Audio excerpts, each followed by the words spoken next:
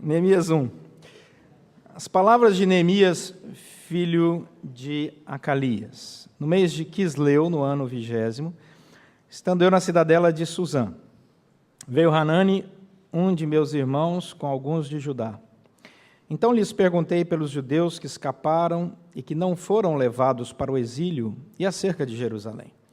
Disseram-me: os restantes que não foram levados para o exílio e se acham lá na província estão em grande miséria e desprezo. Os muros de Jerusalém estão derribados e as suas portas queimadas.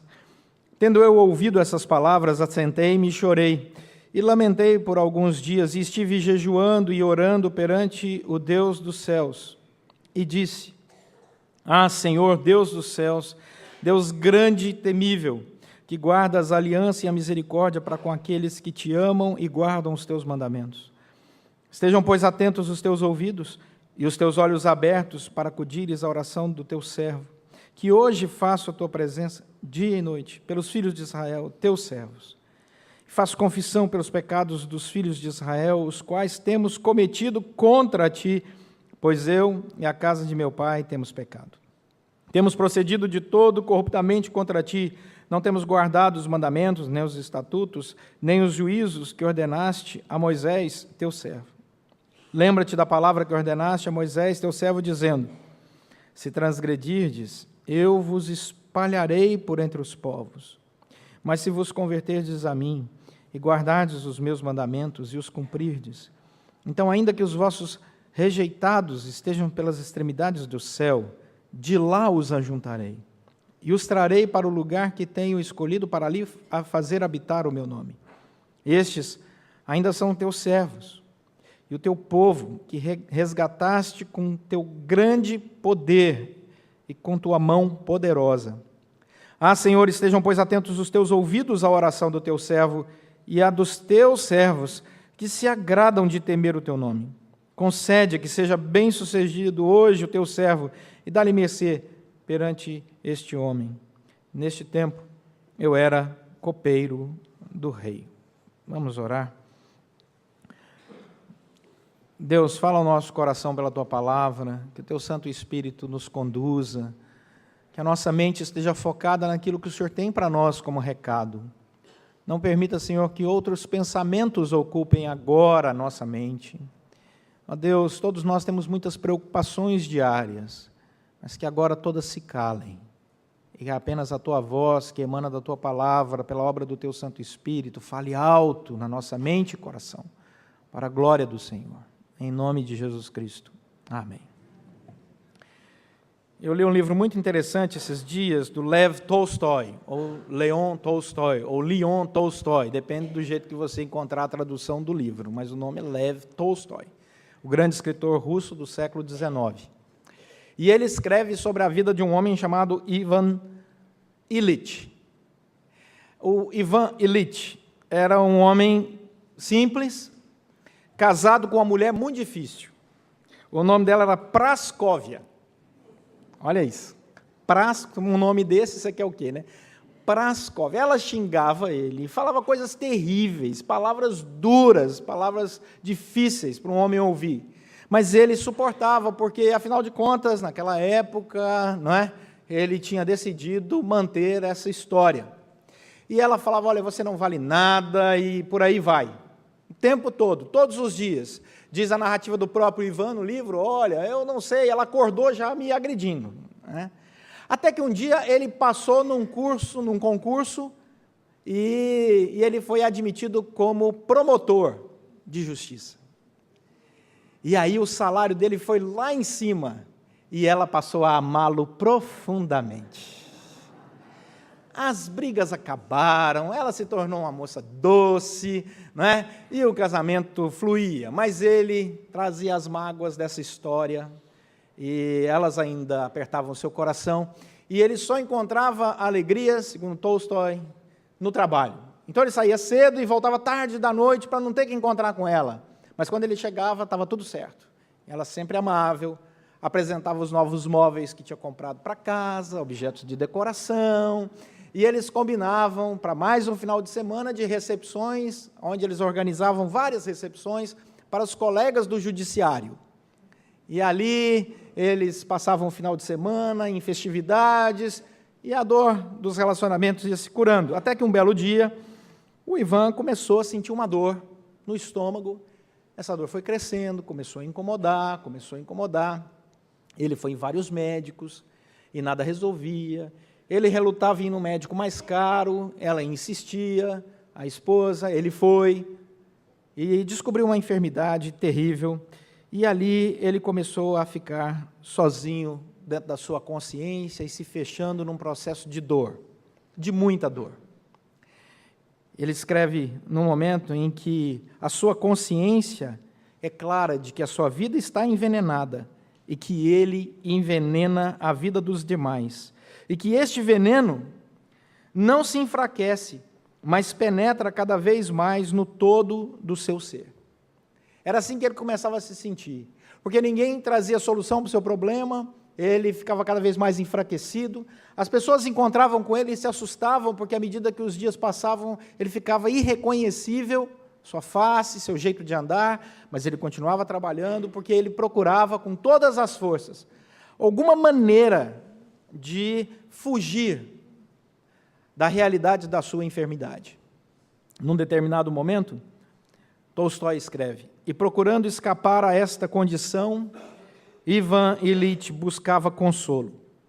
Procurava outros biombos, e estes apareciam, e por algum tempo pareciam salvá-lo, mas imediatamente não é que desabassem de todo, mas propriamente tornavam-se transparentes, como se ela atravessasse tudo e nada pudesse encobri-la.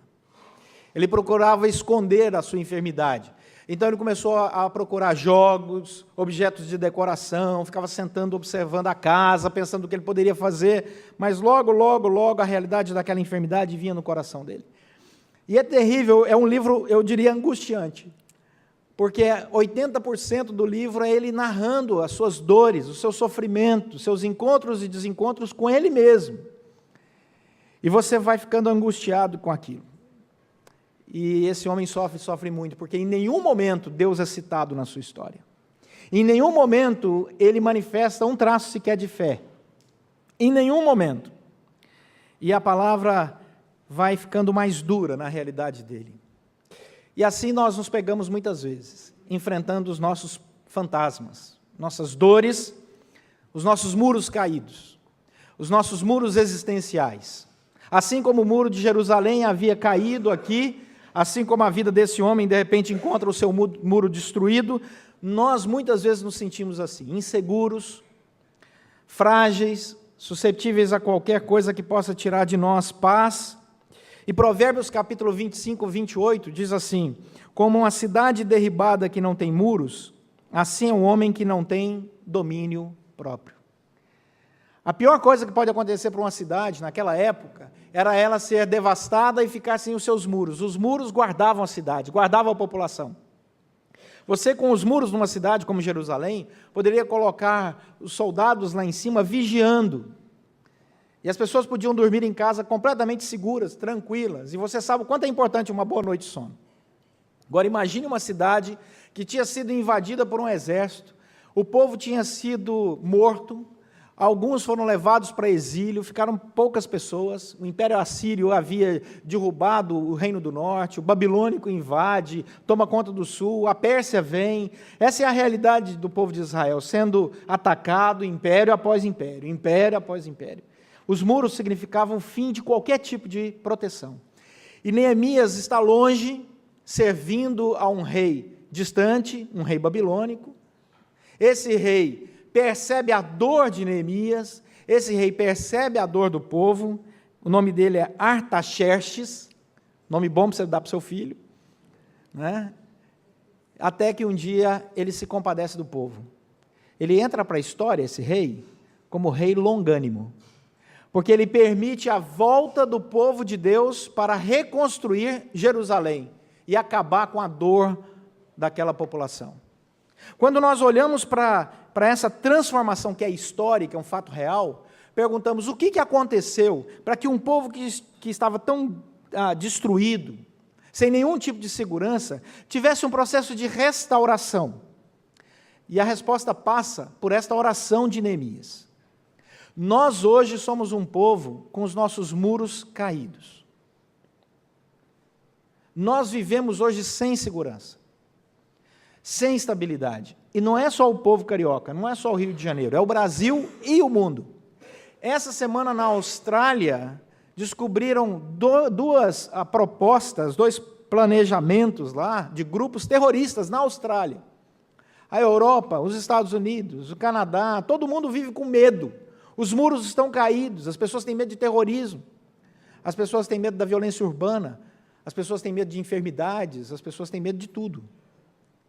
E Neemias vivia esse momento, e o coração dele estava choroso por ele mesmo e pelas pessoas.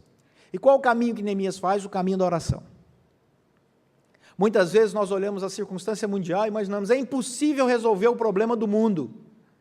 Você não precisa resolver o problema do mundo. Você tem que começar a resolver o seu próprio problema. Buscar a sua própria segurança. Transmitir, depois de alcançar essa segurança, a outros. E aí você vai transformando toda uma sociedade. Foi isso que Neemias fez. A partir dele, transformou a história de todo um povo. Lembro, esse livro não é um mito. Isso é um relato histórico de um fato que aconteceu. É bom lembrar. E o que acontece? Neemias ora. E o que Neemias nos ensina nessa oração? Olha o versículo 5. Esse copeiro, esse homem simples, distante da sua cidade, cativo, servindo a um rei que não era judeu, ele ora. E a oração dele nos ensina que uma oração em tempo de crise deve ser uma conversa com Deus que é soberano. Orar é falar com Deus. A pergunta é, que Deus nós estamos chamando ao nosso diálogo? Quem é o Deus que nós cremos? Neemias vai nos ensinar. Olha o versículo 5, ele diz, e disse, Senhor, Deus dos céus, Deus grande. A primeira coisa que ele fala é que nós precisamos aprender a conversar com Deus que é grande. Essa expressão grande no hebraico é uma expressão muito bonita, é a expressão Hagadol. Essa semana eu estive dando aulas em São José dos Campos, num seminário em parceria com um seminário alemão chamado Martin Butzer. E foi uma experiência muito boa, porque você fica hospedado no seminário. O seminário é longe da cidade, não tem acesso à internet, então só de vez em quando dá um sinal. Às vezes você recebe, na hora que você vai responder, apaga, é uma benção. E ali eu tive a oportunidade de sentar com alguns professores, e no intervalo de uma aula ou outra, ou depois do jantar, depois que as aulas acabavam, já vi o teólogo à roda de uma mesa, não conversa outra coisa senão teologia. Eu tive o privilégio de conversar com o pastor Aeder. Pastor Aeder é especialista em hebraico. Então eu estava com os meus livros, o meu computador, e ele do outro lado da mesa dele, com o computador dele e os livros dele, discutindo esse texto no hebraico. Olha que delícia, que privilégio, né? Ali conversando, e eu disse para ele, me chama muita atenção do Hagadol. Foi interessante, porque, na verdade, eu disse a princípio assim, Hagadol. Ele falou assim, é Gadol, hein? Eu falei, é mesmo, é Gadol, é. Eu li aqui. Né? E ele estava falando sobre a importância dessa palavra nessa nossa conversa, porque essa palavra aparece, e no português nós não conseguimos entender a intensidade dela.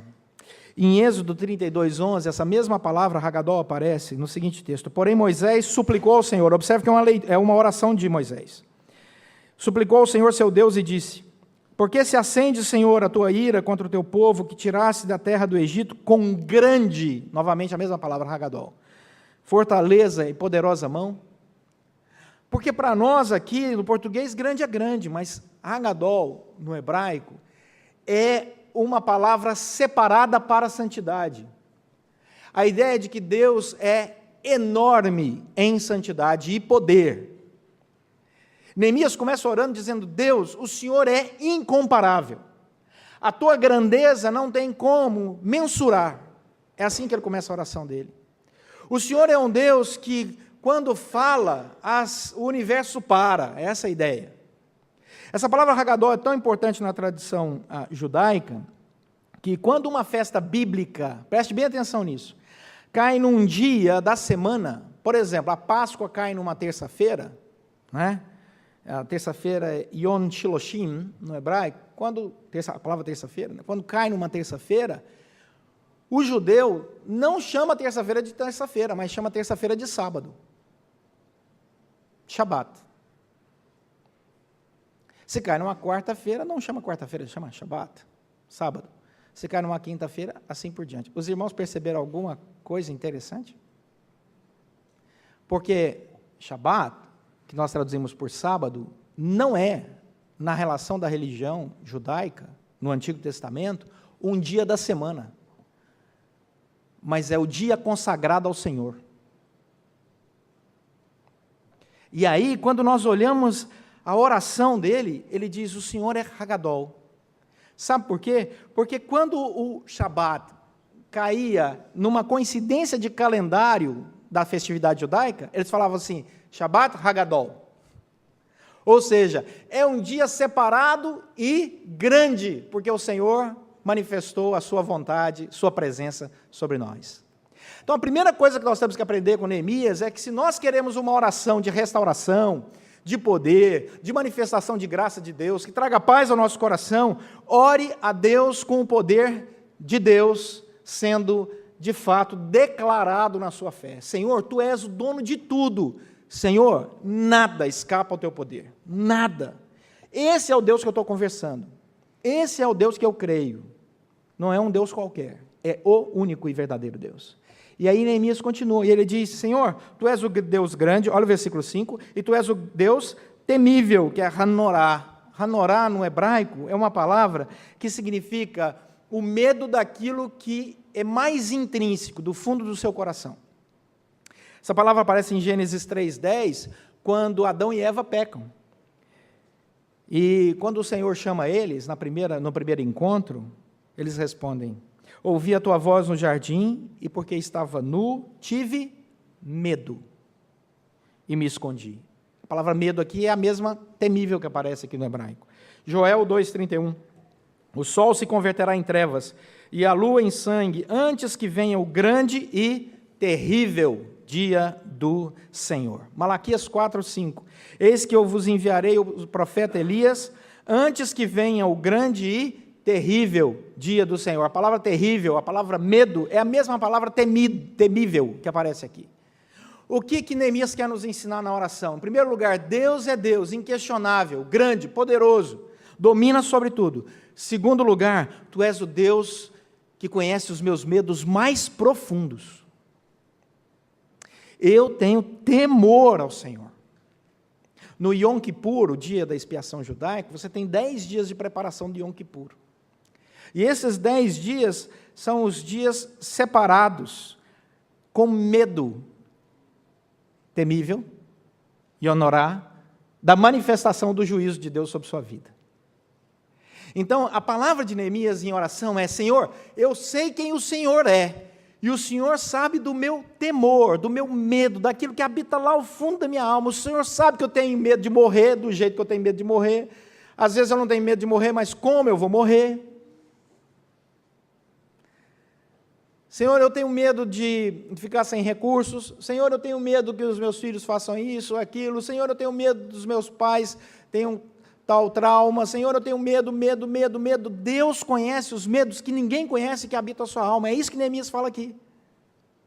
Então, a oração de Neemias é aquela que mostra Deus na sua plenitude e ele revela na sua oração diante de Deus quem de fato ele é. Senhor, o Senhor sabe. Eu sei quem Tu és e o Senhor sabe quem eu sou. Portanto, versículo 5 mostra que esta oração é uma oração relacional. Ela diz assim, Deus, o Senhor é o Deus grande e temível, mas é o Deus que guarda a aliança e a misericórdia para com aqueles que Te amam e guardam os Teus mandamentos. Então, a segunda coisa que nós precisamos aprender nessa oração é que nós cremos que a oração é uma conversa com esse Deus poderoso que conhece o nosso coração e o íntimo do nosso coração. E mais interessante, mesmo Deus sendo santo, nós pecadores, mesmo Deus sendo puro, nós impuros, Ele sendo eterno, nós temporais, ainda assim Ele ama ter aliança conosco. Ele diz assim, vamos conversar. Fala que eu estou pronto para dar as respostas que você tem aos seus medos, anseios, dificuldades, eu estou aqui para te ouvir. Deus ouve a nossa oração, apesar de sermos quem somos. Ele ouve a nossa oração. E essa é a convicção de Neemias, e por isso ele diz, Senhor, tu és o Deus que se relaciona conosco. D.A. Carson acabou de lançar um livro, vai chegar ainda nas livrarias, é um livro muito interessante que fala assim, o Deus amordaçado, é o tema do livro, de D.A. Carson. Ele diz, o Carson diz nesse livro, Deus não é uma força ou poder impessoal, mas é um ser que interage com outras pessoas que ele criou, como uma pessoa que troca, fala, que tem personalidade. Deus é Deus falante. Deus é Deus falante, interessante isso, né? Deus não é aquele sujeito que entra no carro e fica calado, não, né? Ele vai falando. Ele vai falando. Está vendo aquilo ali? Eu criei. Ó, Senhor, muito bom. Mas você não cuidou, não. Pois é, Senhor. Precisa cuidar. Deus vai falando. Né? Eu estou cuidando de você, Senhor, eu sei. Deus é um Deus que interage. Aí diz o D.A. Carson, este relacionamento não é austero e muito menos mecânico. É necessário pensar em Deus como aquele que ama, que pode ficar irado, que faz perguntas, que dá ordens, que ouve louvores, que ouve as orações, que responde como quer ao que as pessoas lhe apresentam. Deus é um Deus relacional. Essa é a convicção de Neemias. Eu estou orando, falando com um Deus que me conhece, que é todo-poderoso, mas eu sei que Ele ama ouvir a minha oração. Eu não desprezo esse Deus, muito pelo contrário, me sinto extremamente privilegiado. Sabe por quê? Olha o que diz o versículo 5, porque Ele me chamou para amar e guardar os seus mandamentos. Essa é a característica de quem tem as suas orações respondidas. Deus conhece o nosso coração. Ele sabe do nosso amor por Ele. Ele sabe que nós guardamos os mandamentos, pecamos, tropeçamos, quebramos os mandamentos, mas Ele conhece o nosso coração. Ele diz, sede santos porque eu sou santo. Senhor, mas é muito difícil ser santo. Eu sei, mas esse é o padrão. Aí Filipenses 2, né? Tende em vós o mesmo sentimento que houve também em Cristo Jesus. Ele é o modelo, segue Ele. Mas Senhor, Jesus é um padrão muito alto. É sim, mas vai que eu estou contigo. Essa é a oração de Neemias. Terceira e última coisa que Neemias nos ensina na sua oração é que ele faz um pedido claro e honesto. As nossas orações precisam ser claras e honestas diante de Deus. Não adianta você tentar enganar Deus com uma falsa espiritualidade. Se você está com raiva, diga, eu estou com raiva, Senhor. Se você está com medo, diz, estou com medo, Senhor. Se você está com muita fé, Senhor, hoje eu estou impossível. Né? Mas é importante você falar, verbalizar, ser transparente com Deus. Sabe por quê? Porque o pedido de Neemias é assim, olha o versículo 6. Ele diz, estejam, pois, atentos os teus ouvidos e os teus olhos abertos para acudires à oração do teu servo. Ele diz, Senhor, o que eu quero está aqui, olha. Então, o Senhor presta atenção no que eu estou te falando, Senhor. Versículo 6. É uma linguagem antropomórfica, quando um autor usa, né, formas humanas para nós entendermos a intenção dele de falar com Deus. A linguagem antropomórfica é essa, Senhor, ouvido, que o seu ouvido esteja atento, que os seus olhos estejam atentos ao pedido que eu estou fazendo aqui. E é interessante porque essa palavra atento, ouvidos atentos, é diferente de ouvido que escuta. É uma palavra kaseb no hebraico, que significa uma atenção especial que exige foco para dar a resposta adequada à situação. Vou falar de novo. Essa palavra, ouvido atento no hebraico, significa ouvir com uma atenção especial que exige foco para dar a resposta adequada à situação. Não dá para ficar sem resposta. É essa palavra que Neemias usa aqui. Senhor, estou sendo transparente com o Senhor. Estou aqui para te ouvir. Senhor, estejam os teus ouvidos atentos. O Senhor está entendendo? Eu preciso que o Senhor me responda. É uma oração clara, transparente. Essa palavra é usada em Provérbios 4, quando o pai escreve para o filho, filho meu, atenta, essa palavra, para as minhas palavras, os meus ensinamentos, inclina os seus ouvidos. 2 Crônicas 7,15, Deus diz, estarão abertos os meus olhos, Deus dizendo, e atentos os meus ouvidos, é a mesma palavra, a oração que se fizer nesse lugar. Neemias não pede uma coisa contrário àquilo que Deus mesmo diz que ele pode fazer. Deus diz assim: Neemias, pode me cobrar uma resposta. Os meus olhos estão abertos, os meus ouvidos atentos. Ou seja, eu estabeleci esse privilégio seu de falar comigo dessa forma. Pode falar. Qual que é o problema? Ah, Senhor, o meu problema. E aí você começa a colocar para fora. Essa é a oração que agrada a Deus. Deus ama uma conversa com o seu povo, com você, comigo, no silêncio do nosso quarto, na quietude da nossa casa, na comunhão dos irmãos, na igreja reunida. Ele ouve a nossa oração. Aqui em conjunto, Ele ouve a nossa oração nos grupos pequenos, Ele ouve a nossa oração na nossa casa, Ele ouve a nossa oração no meio da tempestade de avião, que todo mundo ora. Qual é o pedido dele? Até ateu ora no meio da tempestade. Qual é o pedido dele? O pedido dele é um só. Olha o que diz o versículo 6. Estejam abertos os teus olhos, os teus ouvidos, Senhor, atentos. E a minha oração que eu faço na tua presença dia e noite é pelos filhos de Israel. Eles são os teus servos. Eu faço confissão pelos pecados dos filhos de Israel, os quais temos cometido contra ti, pois eu e a casa de meu pai temos pecado. Ele pede perdão e depois libertação. Ele não pede libertação e depois perdão. Ele pede perdão e depois libertação. Jesus Cristo nos ensina isso quando Ele vai curar uma pessoa. Ele diz assim, a pessoa era paralítica, Ele diz assim: estão perdoados os teus pecados. Aí o pessoal diz: isso é fácil. Aí Ele diz: qual é mais fácil?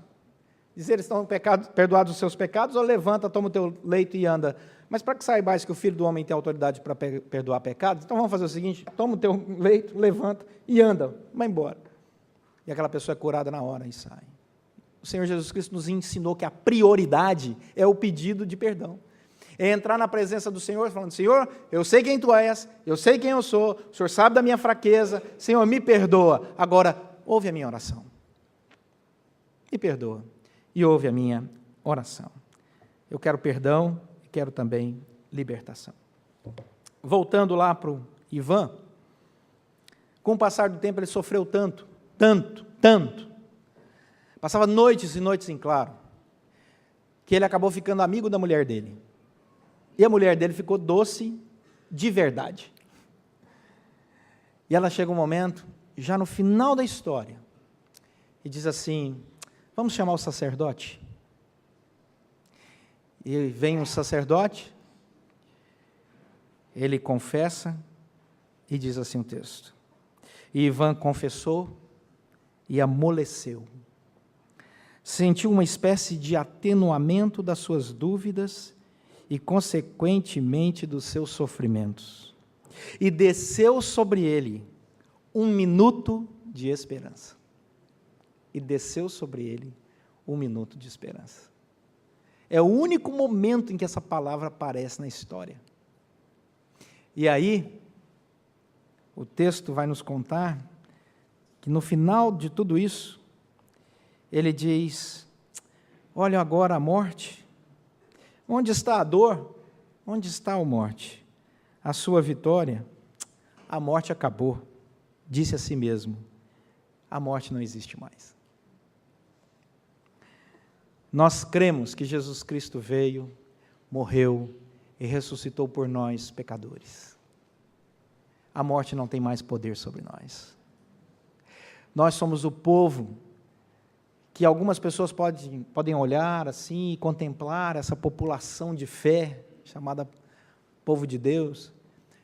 E alguns podem dizer: os muros desse povo parecem muros caídos. Mas nós não temos muros caídos quando nós colocamos a nossa vida na presença do Senhor. É que os nossos muros são invisíveis aos olhos de qualquer pessoa. Deus é o nosso refúgio e fortaleza, socorro bem presente na tribulação. Portanto, nós não temeremos, porque Deus nos guarda.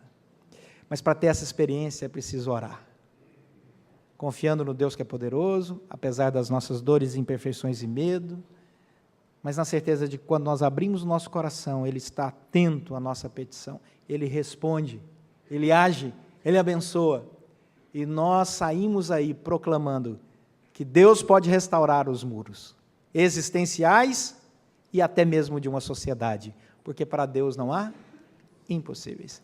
Que Deus assim nos abençoe. Vamos orar.